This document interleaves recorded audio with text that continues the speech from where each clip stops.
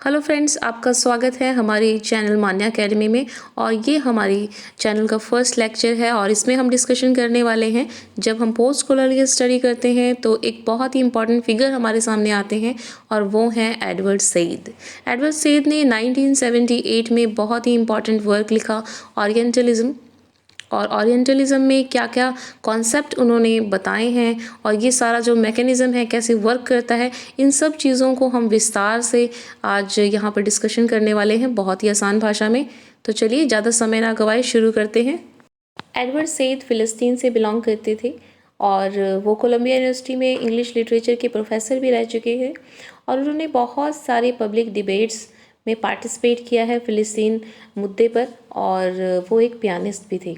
और जब उन्होंने वेस्टर्न लिटरेचर को पढ़ा, जैसे कि एंशियन ग्रीक में आर्चलीज का प्ले है पर्शियंस, और 17th सेंचुरी में यूरोपियन एनलाइटनमेंट के बारे में पढ़ा और कॉलोनाइजेशन के बारे में पढ़ा अरब वर्ल्ड के, और 19th सेंचुरी में ओटोमन एम्पायर कैसे कॉलोनाइज्ड हुआ, इस बारे में स्टडी की, तो उन्होंने पाया कि जो यूरोपियंस हैं उन्होंने अरब को और उनके कल्चर को बहुत ही ज़्यादा एग्जेजरेटेड मैनर में और डिस्टॉर्टेड मैनर में रिप्रेजेंट किया है, जैसा कि वो चाहते हैं। मतलब उस तरह से नहीं रिप्रेजेंट किया है जो कि रियलिटी है, बल्कि वो दिखाया गया है जैसा उन्हें कन्वीनियंट लगा। तो क्या है कि इस बेसिस पर एडवर्ड सईद ने पूरी जो पॉपुलेशन है वर्ल्ड की, अब उसे दो भागों में डिवाइड किया गया है। और इस एक तरफ ओरिएंट है और दूसरी तरफ ऑक्सीडेंट है। ओरिएंट कौन है? जो एशिया कंट्रीज़ के लोग हैं, एशियन कंट्रीज़ के लोग हैं, मिडल ईस्ट कंट्रीज़ के, और जो अरब कंट्रीज़ के लोग हैं जिन पर वेस्टर्न कंट्रीज़ ने अपनी कॉलोनी बसाई थी और वहाँ पे रहे थे और उन पे शासन किया था। और ऑक्सीडेंट्स कौन है? वो हैं जो कि वेस्टर्न कंट्रीज़ हैं, वो ऑक्सीडेंट हैं। उन्होंने कॉलोनाइज़र हम कह सकते हैं उन्हें, जो कॉलोनाइज़र हैं। और उन्होंने किस तरह से ओरिएंट को दिखाया है कि ओरिएंट जो लोग हैं, एशियन कंट्री के जो अरब कंट्रीज़ के लोग हैं, वो कैसे हैं? इन्फीरियर हैं, एलियन हैं, एक्सेंट्रिक हैं, बैकवर्ड हैं, सैवेज हैं, अनसिविलाइज्ड हैं, फिकल माइंडेड हैं, कोवर्ड हैं, प्रिमिटिव है, नो प्रोग्रेस, कोई प्रोग्रेस नहीं है, स्ट्रेंज है, इरेशनल है, इन्फीरियर हैं, बारबेरियस हैं। और अरब कंट्रीज़ की जो क्या कहा है कि जो ऑल अरब्स हैं वो वायलेंट हैं, ऑल इंडियंस क्या हैं वो लेज़ी हैं। तो उनमें कोई प्रोग्रेस की कोई होप नहीं दिखाई देती है। ये तो हम हैं, वेस्टर्न कंट्रीज़ के लोग हैं, वाइट मैन का बर्डन है उनके ऊपर कि इन्हें हमें सिविलाइज्ड करना है, हम तो सिविलाइज्ड कर रहे हैं इन्हें, ये कहना चाह रहे हैं। तो आपने देखा होगा कि रुडयार्ड किपलिंग ने वाइट मैन्स बर्डन लिखा है और जेम्स मिल ने हिस्ट्री ऑफ ब्रिटिश इंडिया के बारे में बताया है, और मैकॉले मिनट्स ऑन एजुकेशन, ये आपने पढ़ा होगा। तो इसमें ये सारी बातें दिखाई गई हैं। तो यहाँ पर इन्होंने क्या है ना, मैन को किस तरह से डिफ़ाइन किया है? मैन को डिफ़ाइन किया है इन्होंने, जो ओरिएंट के मैन हैं वो ऑक्सीडेंट के द्वारा किस तरह से दिखाए गए हैं कि वो फेमिनाइन है, वीक हैं। और एक तरफ तो वो कहते हैं कि फेमिनाइन है, वीक है, और दूसरी तरफ कहते हैं कि ये स्ट्राइकिंगली जो है डेंजरस हैं। किसके लिए? वाइट वुमेन के लिए। तो अगर आप एडवर्ड सईद का लेटेंट ओरिएंटलिज्म का कॉन्सेप्ट देखें तो यहाँ पर अप्लाई होता है कि जो लेटेंट का मतलब क्या है? लेटेंट का मतलब छुपी हुई। छुपी हुई कहाँ पे छुपी हुई? माइंड में। माइंड में, किसके माइंड में? वहाँ के लोगों के माइंड में। ये स्टैटिक है, परमानेंट बिठा दी गई है माइंड में, और अनोनिमस है, एक जैसी मतलब रहेगी सबके माइंड में, ये बैठी हुई है। तो ये जो एडवर्ड सईद थे ना, मिशेल फूको के जो पावर और नॉलेज का जो कंसेप्ट है उससे बहुत ही ज़्यादा प्रभावित थे। तो ये करता कौन है? ये सब करने की ज़रूरत किसको पड़ी? जो कॉलोनाइज़र हैं, जो पॉलिटिशियंस हैं और जो रूरल्स थे, वो क्या है? अपने पावर के दम पे इन्होंने क्या किया? इसको ट्रांसलेट करवाया। सारी वहाँ के जो अरब कंट्रीज़ के लोग हैं, इंडियन कंट्रीज़ के हैं, मिडल ईस्ट कंट्रीज़ के लोगों के बारे में इस तरह से उन्होंने रिप्रेजेंट किया है अपने बुक्स में, अपने प्रिंटिंग में, ताकि आम जनता उसे पढ़े और पढ़कर अपना एक प्री कंसेप्शन बना ले। किसके प्रति? ओरिएंट्स के प्रति। तो यदि लेटेंट ओरिएंटलिज्म को हम एक एग्जाम्पल से समझें तो आपने पढ़ा होगा E.M. फॉस्टर का a passage to India. Passage to India में हम क्या देखते हैं कि जो मिस्टर अजीज़ हैं उस पर मिस एडेला क्वेस्ट ने फाइल चार्ज की थी। किस चीज़ की? कि उनके ऊपर सेक्सुअल हरासमेंट का केस दर्ज कर दिया था। और हालांकि ऐसा कुछ भी नहीं हुआ था, बस उसे एक डाउट था कि जब वो मालाबार केव में जाती है तो बूम बूम की साउंड आती है, वो अकेली होती है और अपने आप को अकेला पाती है, तो उसे लगता है कि मेरे साथ ऐसा हुआ है, पर एक्चुअल में नहीं हुआ था, बस उसे एक डाउट होता है। और उस बेसिस पे जो है मिस्टर अज़ीज़ के पर्सनल लेटर्स जो हैं वो कोर्ट में सुनाए जाते हैं, उसकी वाइफ की फ़ोटोज़ दिखाई जाती हैं, ये सब है। तो एक तरफ मिस्टर अज़ीज़ को कैसा बताया गया है, मिस्टर अज़ीज़ को दिखाया गया है फेमिनाइन, वीक, सबमिसिव दिखाया गया है।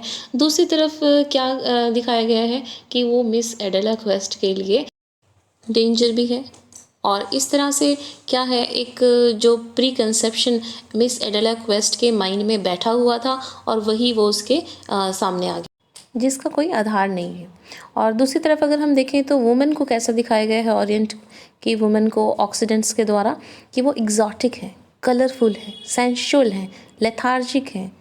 और पेंटर्स के द्वारा किस तरह दिखाया गया है, हाफ नेकेड दिखाया गया है, और वो इंतज़ार कर रही हैं पड़ी हुई कि हमारे अपने लवर्स के लिए इंतज़ार कर रही हैं। तो इस तरह से उन्होंने जो है बहुत ही अपने कन्वीनियंट के अनुसार जो ओरिएंट को रिप्रेजेंट किया है। तो जो अब हमने पढ़ा था कि जो सैवेज है, बारबेरियस है, ये सब जो अगर हम एग्जांपल देखें तो ये हार्ट ऑफ डार्कनेस में भी दिखाया गया है। और उसमें क्या होता है कि मिस्टर कर्ज या कुर्ज जो भी आप कहना चाहें, वो वहाँ पे अफ्रीकन लोगों के बीच में जाके रहता है, तो उसको सच्चाई का पता चलता है। हालांकि वो भी वेस्टर्न है, पर कॉलोनाइज़र की साइड से है, पर वो वहाँ पर जाकर रहता है और फिर वहाँ के लोगों के बीच में रहकर उनकी समस्या को देखता है और ये पाता है कि वास्तविकता क्या है, रियलिटी क्या है और कहाँ पर कमी है ना। तभी तो वो हॉरर हॉरर हॉरर कह के मर जाता है।